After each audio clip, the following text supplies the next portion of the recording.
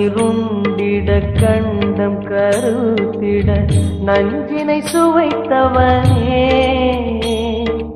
அமுதம் போல் எங்கள் மனமுள்ளதே அமுதம் போல் எங்கள் மனமுள்ளதே அதை நீ அறிந்திடுமே எங்கள் அருணாச்சல சிவமே.